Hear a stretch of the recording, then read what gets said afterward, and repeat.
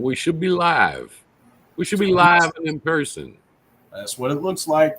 Let me see here. I'm gonna go look around. Usually play music at this point. We should be live. I'm gonna go look around. Usually play music at this point. We should be live. Oh, I got an echo. Can you hear me? Yeah, I can hear you fine. I think we just stay on this Eva Mux thing, and that's probably where your echo's coming from if you're bouncing around the page. I haven't been yet. We're trying out this new software tonight. You may have noticed. You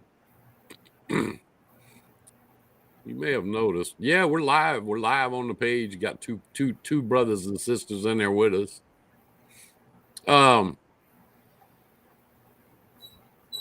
Yeah, and that's where the you definitely got to take the sound out because that's where the noise is.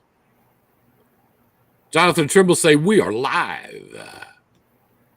We're trying out this new. We're trying out this new software that we've been tinkering with for about a month. So if anything goes wrong and it goes haywire and sets my cowboy hat on fire back there, then we will disappear, but we'll be back in a minute because what we'll do is we'll jump back in it old school without all the, the hippie stuff that we got in there now. But for now, what we were going to do tonight is talk about. Hold on a minute. But for now, what we were going to do to talk about. Hold on a minute. Yeah, see, I got a thing. Let's say Yo-Yo Franks. Your mic is sounding good now, by the way, in comparison to last week. Well, the issue was we were tinkering with this new software, and what it was, I had this other camera up here to the right, and that was the only thing picking up sound. So my regular microphone wasn't working, so it is now, evidently. And what we're gonna do is now we got Frank on here, and he wants to talk about a day in the life of a broker because he is one, and he's been one for a long time, and that's what we want to talk about. In the meantime, I'm going to be monkeying around on this end with some of the software stuff, seeing if I can get better at it, use it better, and he's going to be just talking to everybody. So Tricia, what's up, my girl? So we're going to be on here. We're going to be on here just dancing around and monkeying around for the next little while and play with it while he's talking about it. So you guys enjoy the show. Frank, it's all yours from back there at Office Central. Have fun. Thank you very much. I think that it's important for people to know that work with us, people in our group, people we talk to all the time, deal with day in and day out, that primarily we're trucking people at heart. I mean, you drove, granddad drove, we have a long heritage of truck drivers in our family, and that's what we do. There's old school values there. And what I mean by that specifically is, if you see a guy on the side of the road or whatever the case is, you stop and help them. I remember when I was a kid fixing trucks on the side of the road and that sort of thing. So that's, it is important to know that background because we don't really talk about it that much, not on here. So,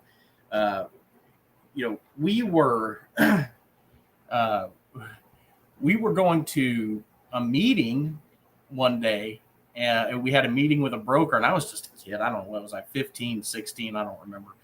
And we went to meet with the owners of the company, and they were a big broker. And that was back when, there wasn't a broker on every street corner. I mean, there was only 3 or 4 big brokers in the United States at that time.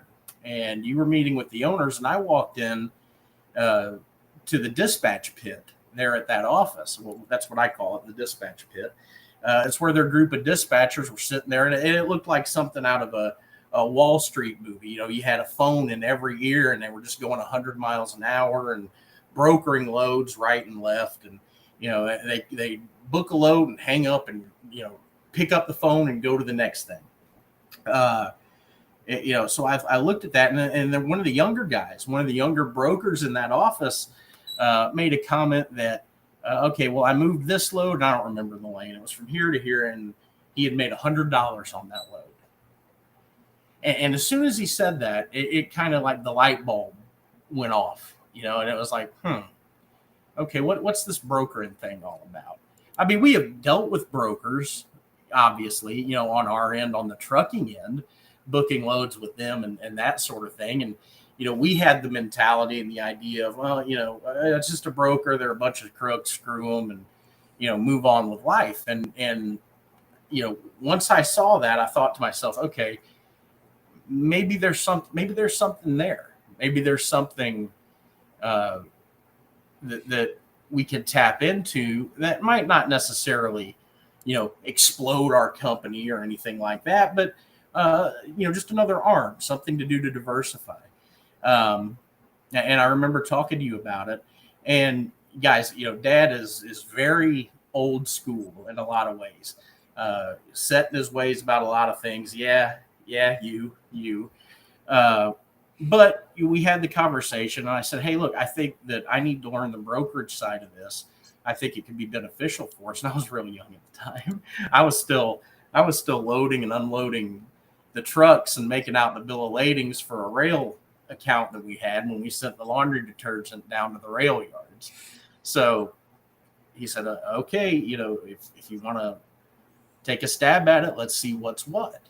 So that's what I did. And I went and I learned from start to finish, you know, exactly what it is, not just a broker, but what a brokerage does. And there's the conception that brokers sit around in their underwear and broker freight and do it from the house and take 30% of everybody's loads of the money and that sort of thing. And that's just not true. That's nowhere close to what it is in your standard typical transactional broker. So I'm trying to see our comments because I want to connect with everybody here and answer questions. I'm popping up on the screen, but I don't guess you're seeing them, are you? I'm not. I am not seeing them. Not from where I'm at. Hold on a minute.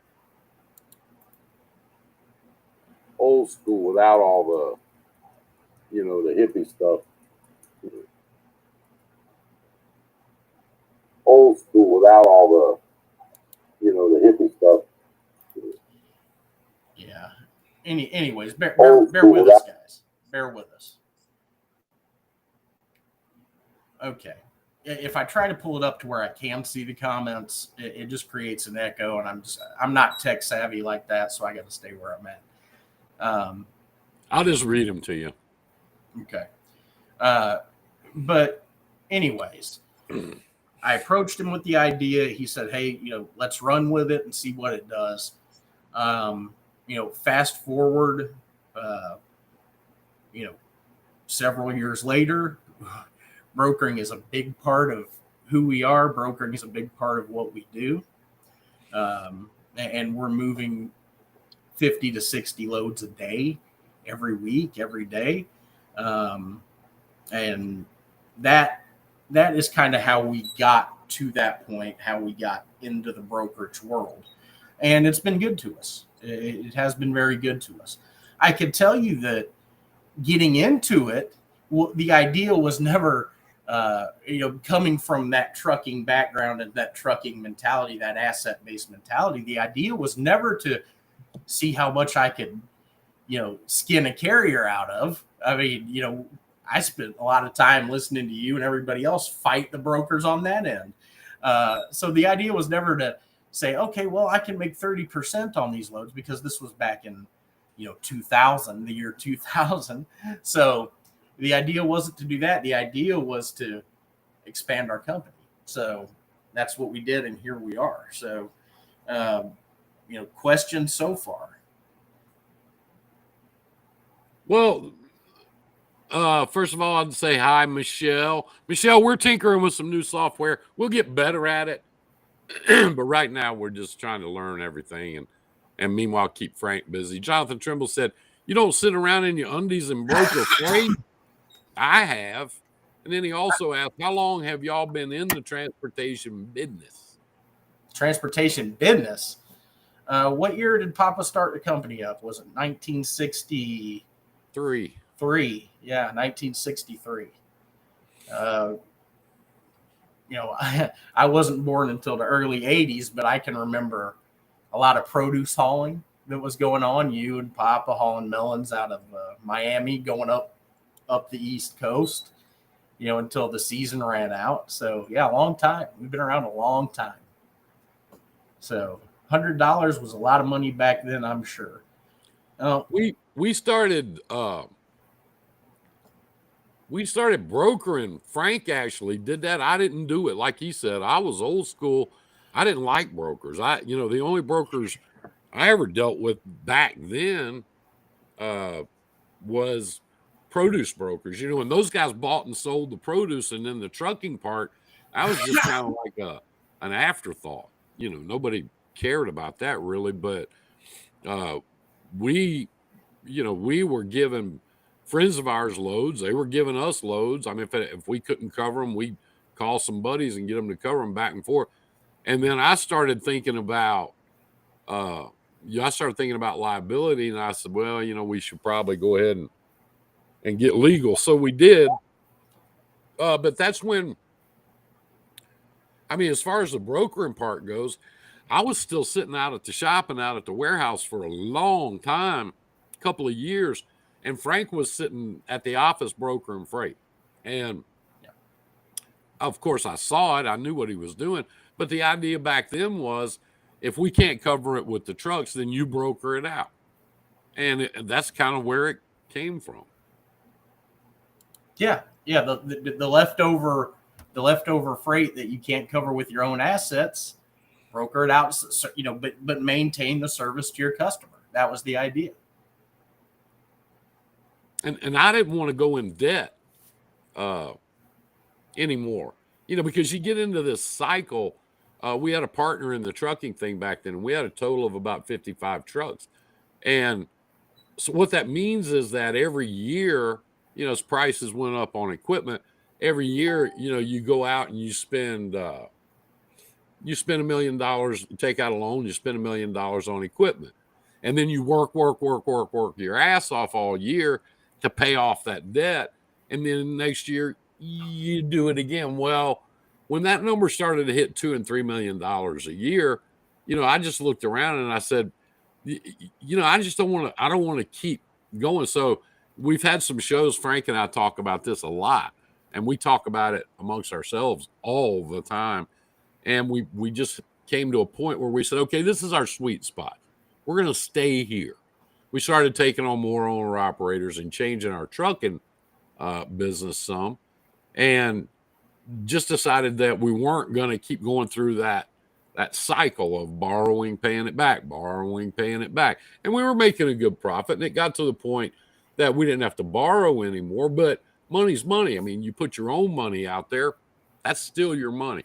And Frank was sitting over there just banging out the brokerage thing. And then when we got our big shot at the dedicated thing, we were sitting around the table talking about it. I think we went to Florida fishing or riding motorcycles or something. I don't remember. Anyway, there were 3 of us sitting around the table talking about it. And Frank stood up and he said, you guys talk all you want to. I'm going to broker this shit out. And he did. So you go. Well, yeah, there was a lot of conversations. Again, it goes back to that mentality, and there's nothing wrong with that old school mentality. But different ideas come along, and when you're talking about, okay, well, how do we get drivers for this? How much are we going to have to pay on insurance for that? How much are we going to, what's our investments going to be? What's our cost going to be? And I'm sitting there and I'm saying to myself, look, we've already got a steady thing over here. Why don't we stabilize this over here? And I'm talking about the logistics foreman. And I just said, hey guys, look, let's figure out what these truckers need, what these drivers, carriers need to make what they think is a fair living, adjust our rates accordingly, and execute our pitch to our customer and do it that way. We'll broker it out. They'll still get the same dedicated service that they wanted to get, but we'll just do it through our brokerage. And then, worrying about drivers eventually became, in a sense, somebody else's problem. And we had a new set of issues that we had to manage, like, the pickups, the deliveries, because we also dispatched, even though they weren't technically our drivers, we dispatched them and ran them as if they were our drivers. So, and this is not, before I get too far into the dedicated, this doesn't just apply to the dedicated model. This is also the transactional model, guys. This is the model where you have, a flatbed customer and a dry van customer, and they're giving you 2 or 3 loads a day, and you have to check on that and make sure that your freight is picked up and delivered on time. And there's a process to it. There's a process to it. So when you, I'm hearing a lot of echoing and repeating. Is that you? That's me. That's me. Okay. Well, anyways, there's a process to it. Those brokers that you guys hate to hear from, they've called me 20 times and, wanting an update on the truck, and they're worrying me to death. Well, that's because we're not getting the check calls and communication that we need to have to update our customer. Because if the customer calls and you have a load running behind and the driver doesn't give a shit, then, your customer asks you and you don't know what to tell them. You look like a fool. You look like a fool to your customer. And that doesn't do anybody any good, because when you're dealing with a big dedicated account, a guy that you're brokering out to, a 2-truck company, they're not going to be able to come in and backdoor you and execute all those loads per day. Some days it's 70 loads, some days it's, 45 loads. It depends on the production of it. But, so everybody loses. So that's why we call these guys and track our freight. That's why the first thing we do in the morning, the very first thing we do as brokers when we get in and we get everything fired up at 7 o'clock in the morning or 6 o'clock or whatever it is, we start at 6. But the first thing we do is check on our loads. We make sure, and we do it in order. There's a process. We check on what was supposed to deliver yesterday that we didn't get updates for, whatever's left over. And then we move on to what's delivering that morning. Is that running on time? Because if it's not, we got to update our customer. Then we move on later in the morning to checking on our pickups. Okay. So we got to make sure the drivers are where they're supposed to be and they're going to be on time for their pickups.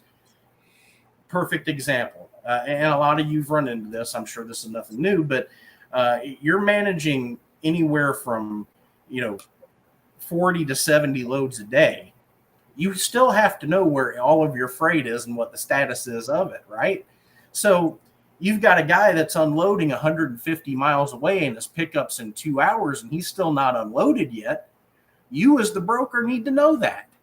You need to know that so that you can make sure a couple of things. One, that you update your customer. And 2, you've got to make sure you could schedule it with the shipping department to tell them that the driver's running late, so that when the driver does actually get there, when the driver does actually get to the shipper, there's somebody there. There's somebody there to load the truck. That way he doesn't get there and he's sitting around with his thumb in his ass not knowing what to do. So after we check on the pickups, then we check on later on deliveries. I charge $450 to $750 a mile. I will show you how it's done. Who made that? I'm seeing comments, but I can't see who's making them. Trimble, he makes all the comments. The problem with that is we do our rates for the customer. It's all dedicated. We do our rates usually In fact, Frank's working on them right now. We usually do them in November for next year or 2 years, Sure. depending on the area. Our rates don't change. Right. Fuel surcharge changes every Tuesday. You know, goes with the flow. We don't argue about it.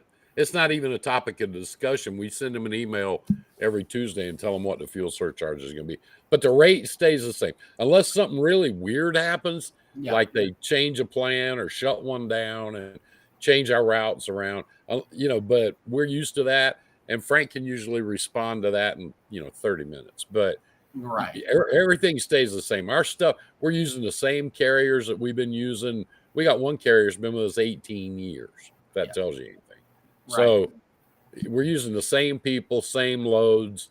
Frank's got it, pretty smooth. It's pretty smooth.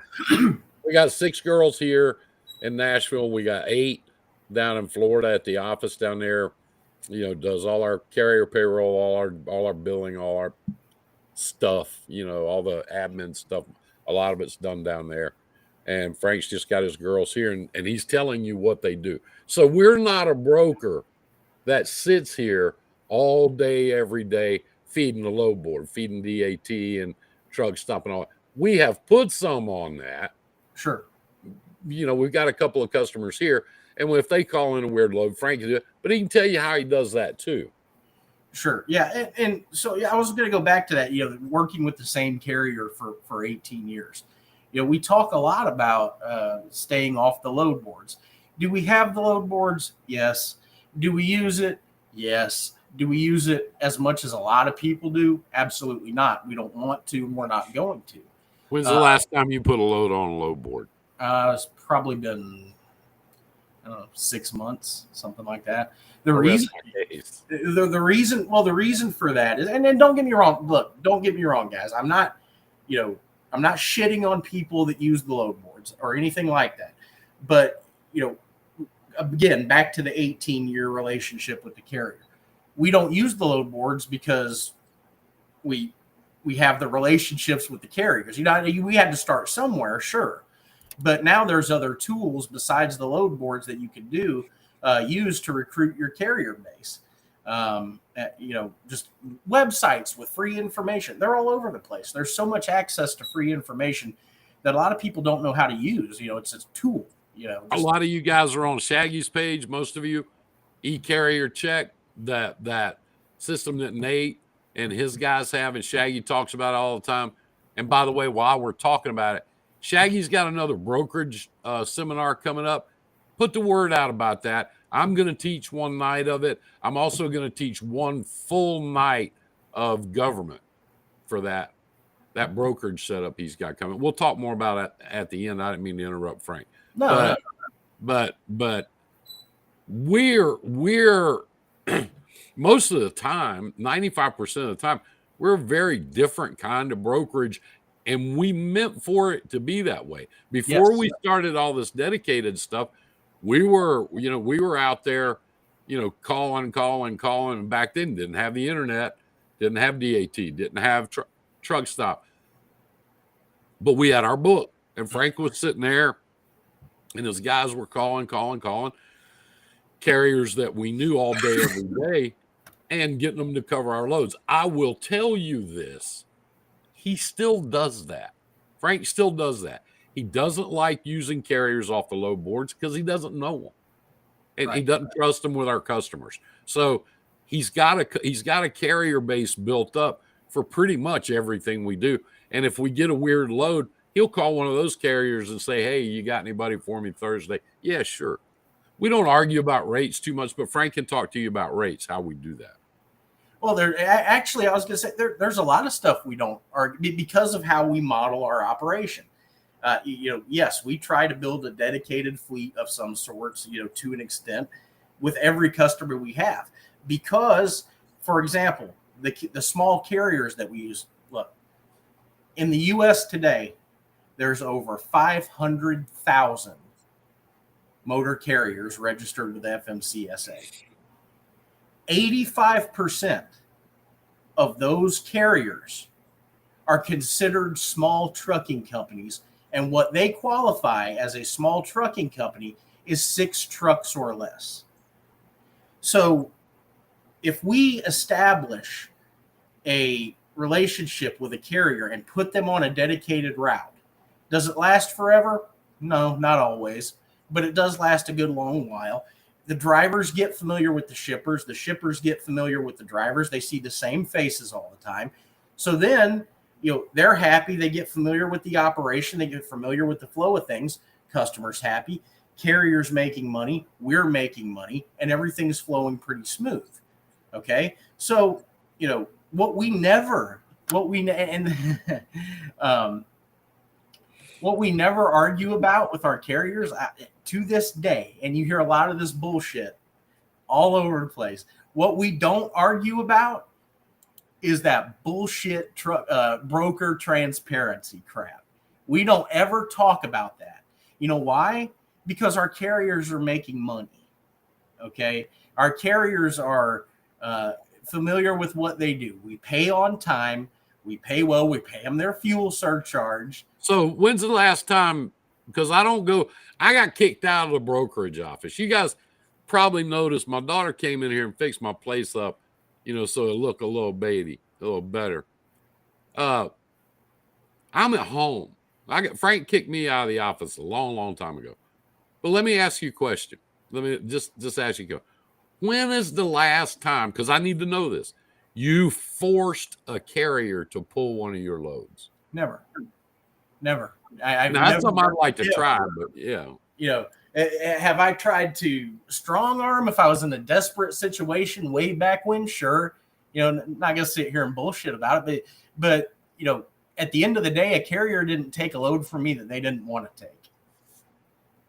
So when a carrier calls you, if you put it on the load board, who sets the rate?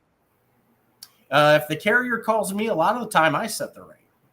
But the truth of the matter is, who really sets the rates on these lanes is not the broker. It's the shippers. How many meetings have we been to? How many meetings and shipper, clerk, client, traffic managers' offices have we been to where they say, okay, here's what we're looking for. I'm not going to say the name of the account, but do you remember that we spent 5 hours doing an RFP for a big food customer, and it was 2,000 lanes, right? You know who I'm talking about. Yeah, it was 2,000 lanes. He calls back 3 days later. This shipper manager, the traffic manager calls back 3 days later and says, okay, you're good to go. You got the business, but you've got to lower your rate in these 3 lanes. You remember that? Yeah, 2,000 lanes. Yeah. But you've got to lower your rate in these 3 lanes to get any of it, because this one guy beat you by 2 cents a mile. You see what I'm saying? You're a shady guy. Who is that? Mark Get lives in the shade. He's in the shade. He lives under it. Mark is like, he don't even work. I don't think. He just sits around, polishes his truck and shit. Come on, Mark. Don't be that. And then that. also you got my friend Todd. Todd and I need to talk. I haven't talked to him since he went on the big 10-4 thing. He said, you get a shady mofo like me as a carrier from the load board. And we know that. But Todd, we have you on our list. Like it is a list, you keep list, and then there's the list. That's the great big list on the wall. You on that one. There you go. Yeah. No, I've never forced a guy to run a load. I mean, if they tell you you're out of hours, there's nothing you can do. Even if they're lying their ass off, there's nothing you can do. You're out of hours. Okay, well, thank you. Move on to the next thing. I mean, we're talking about rates. If somebody calls the office, and they say, and this goes back to when I was doing it. That's a long time ago. Mm-hmm. They call the office. The first thing I say is, what's it going to take to get you to do this? And most of the time, believe it or not, the real guys, the real carriers, the real guys that have been around, they'll just tell you. I mean, they'll just blurt it out there, and they're on pretty much the same page you're on. It's funny how that works. But you get one of these low board jumpers, one of these freight chasers, and they go, you don't want him to start my truck up for less than $5 a mile. What do we do with that guy, Frank? I mean, I guess I need to watch my language. Disconnect. Yeah, we tell them to get bent and move on with life. But that's why I wanted to talk about how we don't set the rates. The shippers do. You're down 2,000 lanes, 3 of them, a guy underbid you by 2 cents, you need to adjust it. Blast emails. Hey, I'm trying to move this really hard load. Send me your cheapest rate. These are from shippers, guys. These are not from brokers. So, the fad or the thing that these guys hang their hat on, the brokers keep 30% and take food off my table and, this and that bullshit. That's stupid. And the guys that have that mentality will be out of business. That's just how it is. How many carriers a day are going out of business? And it's the broker's fault. Every day. How many? A bunch. So, what we do is we're an intermediary that arranges transportation. We're a middleman. That's a fancy word for middleman. We arrange transportation between shippers and trucking companies. And I'll just let the cat out of the bag for anybody that wants to know, or anybody that's listening to that 30% or, broker transparency horse shit. If you make 10% on a load, 10 to 15%, you are doing good. You are doing really well to do that. Do you hit some home runs here and there? Sure you do. Are there lying crook brokers out there? Sure. Yes, they exist. But this delusion of they're the ones screwing it up for everybody, that's just plain friggin' stupid. Anyways, we check on our freight, we check on our drivers, then we start calling our customers to check on them, to build our relationships with them. Then we check on our carriers, our dispatchers. We call them up, make sure everything's kosher, everything's going like it's supposed to be. In between, if there's any loads that we have to broker and we don't have a carrier for them, guess what we do? We call our carrier list first. Then if we have to as last resort, we'll put it on the load boards. And then we'll negotiate with these guys that, may or may not pick your load up after you agree to haul it for a certain rate. So once all that is done, you make sure your deliveries are good to go. And then towards the end of the day, between 4 and 6 o'clock, that's when you're waiting to put out the mega fires. That's when this guy's running behind. He's got a hot load to pick up. Your shipper's pissed off, calling you every 15 minutes, wanting an ETA on the truck. And then his engine blows. And he's 30 miles from the shipper, and they're about to go home, and the line's going to shut down. Then you got to find a truck for that. That's hard to do. The biggest thing is communication. I mean, I can tell you, not just because he's my son, but also because he's a partner and a broker. If you want to get Frank really, really, really pissed off, have the customer call him and ask him where the truck is, instead of one of his girls coming in there and saying, hey, Frank, we got a guy running late. We need to let the customer know. You don't ever want the customer to call you and say, where's my damn truck? You don't ever want that. You want to call them and say, hey, look, touching base with you. Got a guy that got behind an accident. He's going to be about an hour late. Is that okay? Can we send him on in?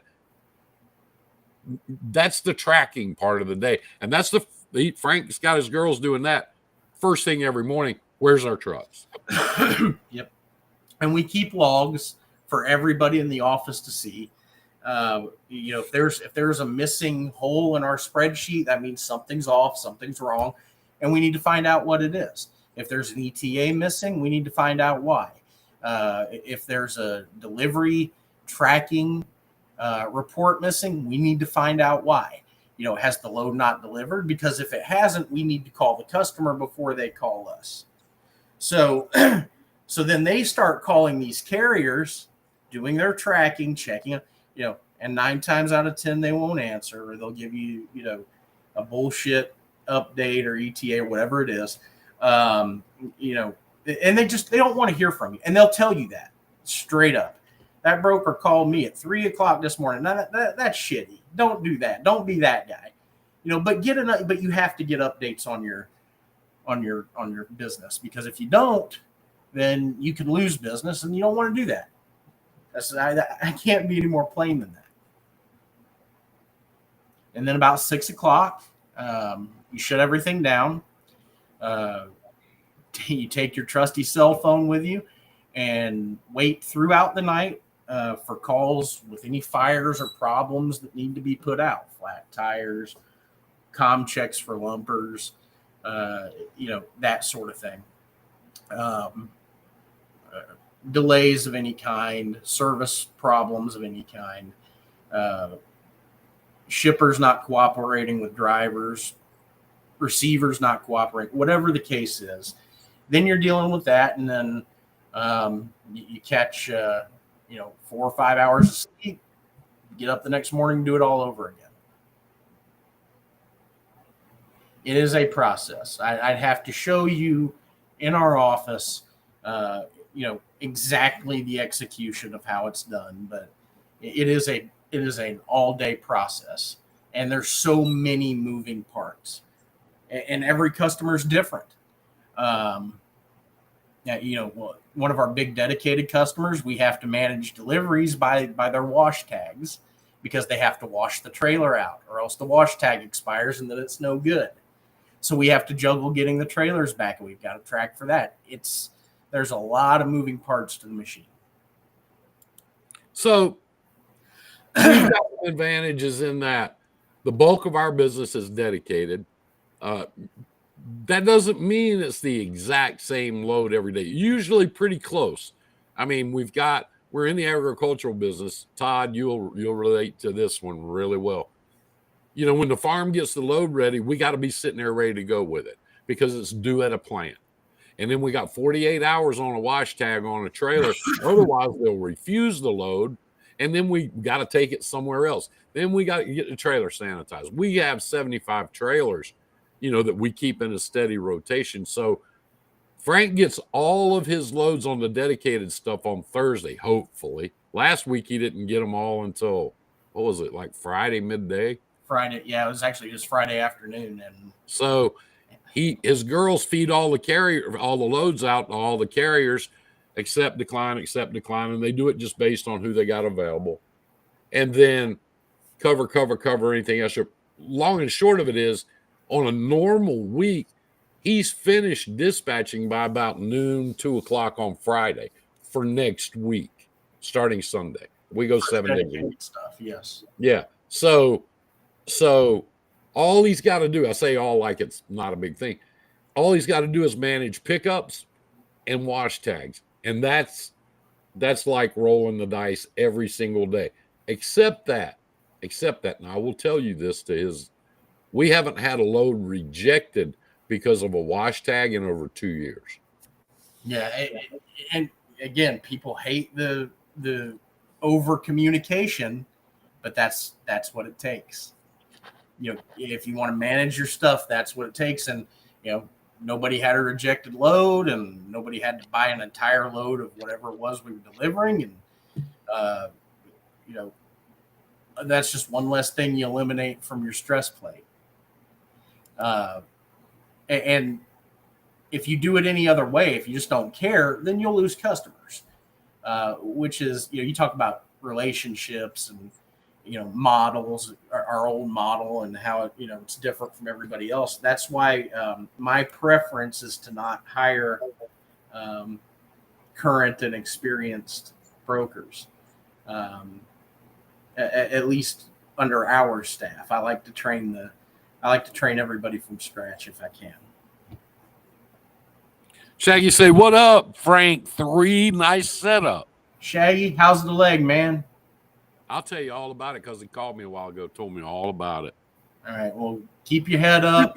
He's got it. He's got the leg thing down to fine art where he can't even sit down with it now. He can't do nothing. Really? He can't stand. I want you to give me a standing ovation and 10 jumping jacks. Hang in there, man. We hope you get better soon. He will.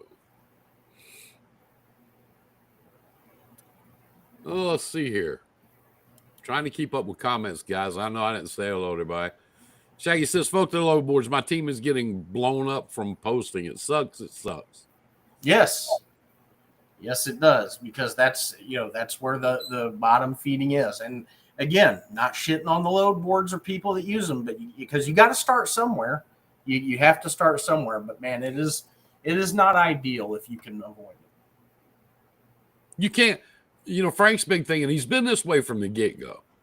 His big, he tries to turn every lane from every customer. He tries to turn it into a dedicated lane. He tries to find a carrier for it. He tries to rely on those same carriers because he knows what they're going to do. Number one, they're not going to lie to him. Number two, they've already got the rates worked out, so they don't have to sit there and argue with some dumbass, some dumbass wanting $6 on a load that pays $3, shit like that. So he's already got that worked out. They know him. He knows them. He picks up the phone and calls the people he knows that he can rely on. That's what he spends his day doing. He doesn't, we're not out there fishing. Shaggy talks about all day, every day, freight chasing.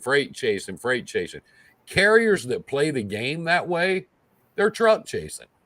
That's what they're doing. They're truck chasing. If that's all you do all day, every day, is post it on the low board, see who'll do it cheap. Let's get the cheapest guy. And that's what these big box brokers are doing. And that's why so many people are pissed off. Let's get the cheapest guy. Let's get the cheapest guy. The hell? Oh, you turned your light off. Let's get the cheapest guy. And that's what these big box brokers are doing. And that's why so many people are pissed off. Let's get the cheapest guy. Let's get the cheapest guy. The hell? So anyway, that's a game he doesn't like to play. He always tries to get solid carriers on every lane he gets. And he's ever since he started doing it, he's always been that way. And a lot of times I've seen him turn a load down from a customer if he doesn't have a carrier for it. Yeah, why wouldn't you? I mean, if it could, you could spend, I've spent at times 3 to 5 hours trying to cover a load for a customer that the customer ended up moving themselves cheaper without telling me about it. And I wasted all that time. Why wouldn't you do it that way?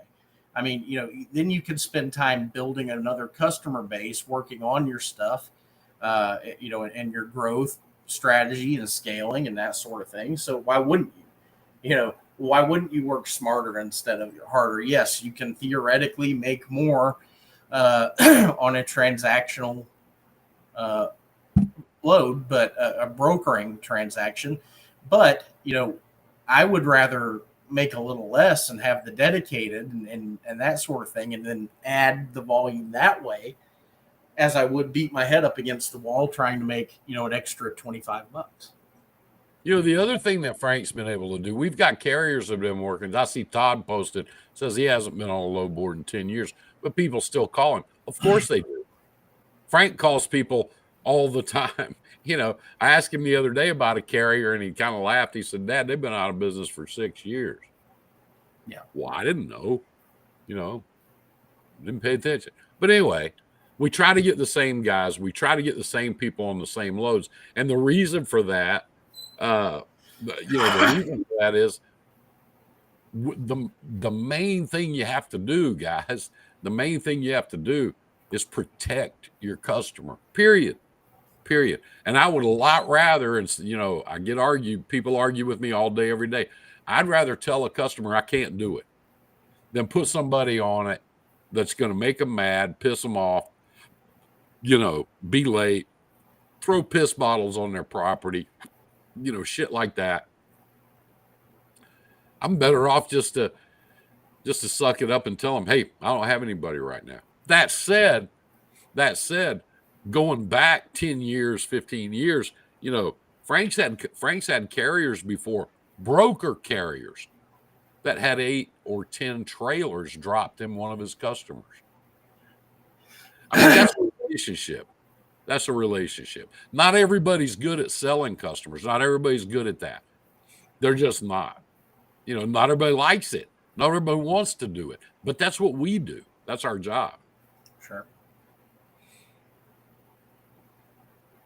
And you know, for the guys that want to argue and you know that sort of thing with a lot of the stuff you say, I mean, I get it. Everybody's got their own experience, but another thing that a lot of people don't know about us, just because we just don't walk around with it posted to our forehead, but we've built brokerages for other companies, large companies, on a consulting basis. We took their revenues from them grossing $150,000 a year to over $5 million a year in a year and a half time.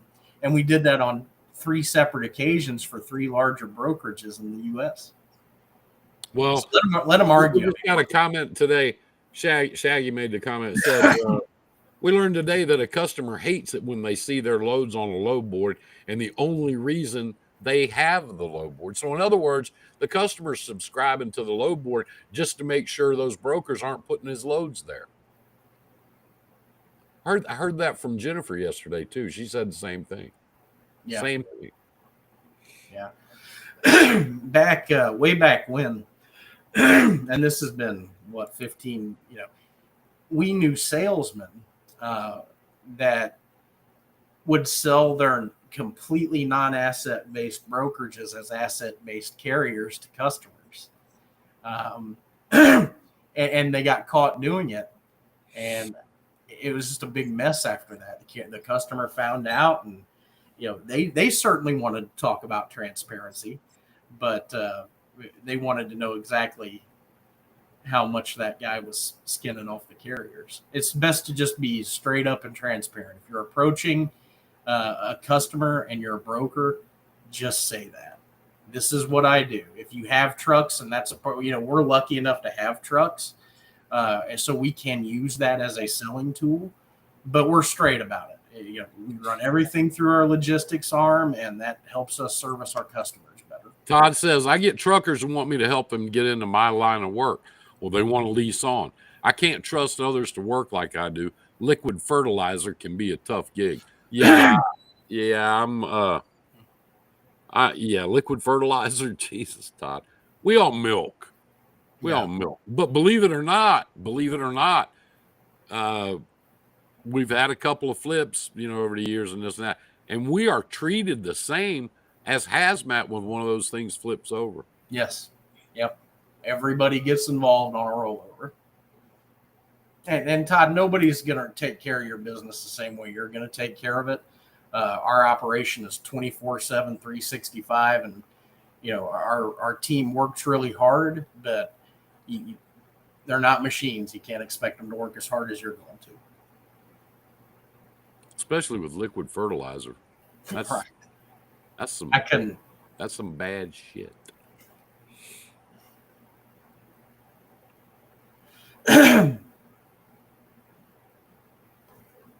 Milk isn't much different here. Work hard. Yeah.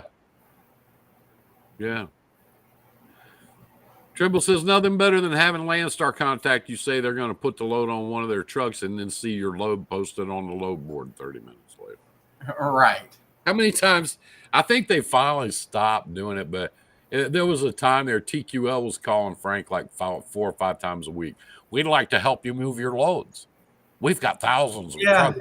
You know, we're the biggest broker in the United States, and we can really help. Now, you can keep your rates. That's just fine.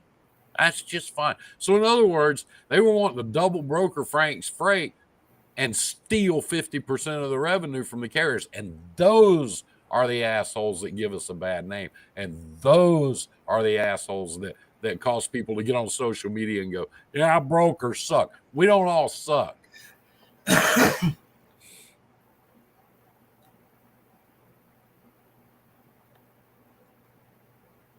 I'm seeing some comments, but apparently I'm not seeing all of them.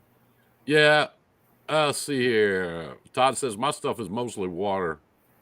Shaggy keeps asking, where is everybody? Because there's not very many people on here. I don't know, man. It's been like this for a couple of weeks. It's been kind of low, but we haven't really promoted it. You know, I think if you and I get our show back going on Wednesday night and keep it going, we'll get back up to the crowds we used to have. You know, it's unusual now. We've got a group in here. We got a really good little group here in G3 Trucks. And right now we're broadcasting to G3 Trucks and to YouTube, but we haven't really built that YouTube channel up yet. So right now we have a grand total of 11 people watching us on YouTube. Ooh. Yeah. They're probably on drugs or drunk, you know, just tripped over it. Todd says, I love TQL. I'm on that naughty list. Yeah. Isaiah's on here. What up, Isaiah? I get calls from TQL once a week asking if I need help moving my freight. Yeah. I know they've got some customers because they took one from us.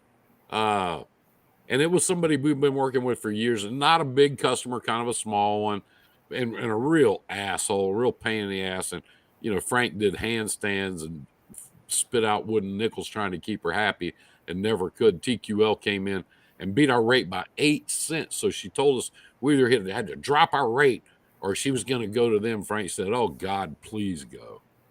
Please, bye. Good luck. Shaggy talk about go Chiefs, by the way. God, man, what a game last night. What a game. You do have the best quarterback in all of football, and I said that. Whoa. I said that. He is the best. Me, Todd, they hate me. Yeah, they hate Shaggy. They got his name up on that same list. We got yours. But anyway, that's what we wanted to talk about tonight. You know, we wanted to tinker with this new software and get it going. Shaggy, does this thing look okay? Does this software look okay? I think it looks good. We've got to figure out how to use it a little better. And I've been trying to get Frank to let me pay for the high-end shit, so I'm going to do that tonight. But it worked. It's worked out real well so far.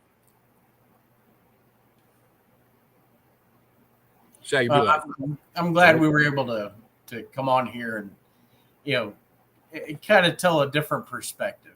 I mean, there's a lot of stuff that about our backgrounds and our experience in the industry that a lot of people don't really know about. And I wanted to kind of put some of that out there. You know, I hope it was a good listen for everybody anyways. Did we have to download it? Yeah, we did. But we're on the free version because you can see up in the upper right-hand corner the name of it. And after tonight, it won't be there. Our company logo will be up there like yours. But we had to download it. But if I got you on here as a guest, you don't have to because Frank's actually a guest right now. He's remote. I just sent him the invitation and he popped right in.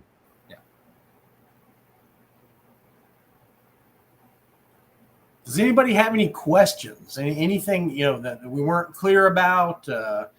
Anything that you know may offer you a different perspective and look on how a brokerage is actually operated? Mayan, where you been? We haven't seen you in forever. Todd, Shaggy be like, cool. I don't think anybody's got him. We've had him in here. You said you couldn't go an hour and you did. That's kind of funny to me.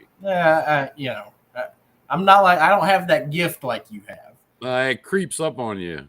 You know, just about the thing. And we can't use music. We can't use music because we're broadcasting on YouTube also, and they will cut you up. Yeah. About using some music.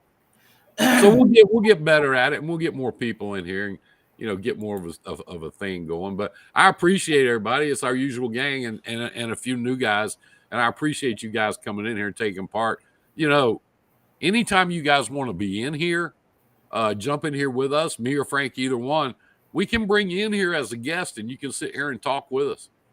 You know, talk to talk to the people out there in video world and all that stuff and help us out. We use all the help we can get anytime we can get it. For sure. But in the meantime, we've had you for an hour, and I appreciate that. Frank, thank you for doing this. It's great talking to everybody. Yeah. It's always, I'd like to just get you on here one night without me on here talking because I talk too much. I'd like to get you on here one night and just start out from the time you walk in the office in the morning, how you manage your time, because you're a wizard at that. Sure. What you do at 7 o'clock, what you do at 8 o'clock, da da da da da da. Yeah. How you know? It says. So he says, Isaiah said, Shaggy said, I can't believe Frank was on an hour. He's on. I can't either. Can you see the comments if I put them up there? I'm not the way mine's set up. I can see some comments, but I can't see who's posting them. Yeah, I can't either. I can see comments. I can see do not load list. Bad brokers don't have a lot of good trucks that are reliable. I can see all that stuff. I can't see who's posting. Can you see that comment I just put on the screen? I can't believe Frank was on an hour. Yeah. Yeah, I can see that. See, I can put those on and off the screen.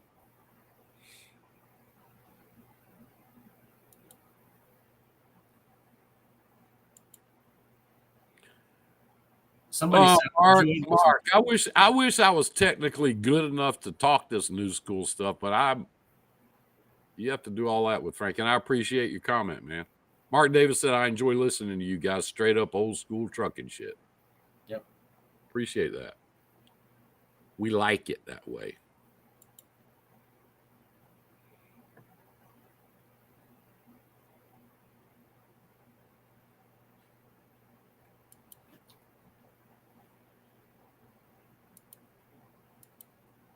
Chad Boblet just posted, can't believe there's more freight, idiot. You what now? Shaggy says, tomorrow me and Frank can go live. Maybe you go live with Frank 3. Y'all can go live. I'll show them how to run this. You guys do it too. Yeah, Shaggy, we'll tear it up. I'll even dive in on the ADHD stuff. We'll go all over the place. Me and you. FEMA, we do all that. All right, guys, that's all we got for tonight. I think I appreciate everybody coming in. I appreciate everybody hanging around as much as you did. We're gonna bebop out of here. And Shaggy and I, either me or Shaggy or Frank and Shaggy, will see you tomorrow night, 7 o'clock Central Time. That's 8 o'clock Eastern. I don't know what they're going to talk about, but I'll bet you $1 million he's going to tell you how bad his leg hurts. Bet you. At least 3 times. And then, we're going to talk about his leg. We're going to talk about Shaggy's leg. We're going to talk about his new company. We're going to talk about this new brokerage webinar he's got coming up. He's dropped the prices. He's done everything he could do to try to make it easy and comfortable for people. Shaggy says 5 times about the leg. He's done everything he could do. I'm going to teach it. Frank is going to help. I would love to talk. I would love to get Frank on here talking about government freight for 1 hour, because he and I have 2 completely different points of view about it. When we were doing the government freight, he was the guy staying up all night long chasing trucks. And I mean, for weeks at a time, he was sleeping on the couch. He was, trying to keep everything going, trying to keep it. You got to report to FEMA on all the trucks every 2 hours. So he was going through that. When he took over the company about 8 years ago, he said, Dad, we're going to get more and more and more into the commercial business and away from this damn government shit. We're still in the government stuff. We still do it, not as much as we used to. So I'd like for him to talk to you guys about that too. I think that'd be a lot of fun for everybody. In any case, thanks everybody for coming. We're going to jump out of here. I would play some music for you and dance around, but I can't do it. I'm not allowed to do it. But we're going to bug out and talk about all our little thing and make sure we did okay. But I appreciate you guys. Hey, We appreciate you. Have a good night, guys. Bye, guys.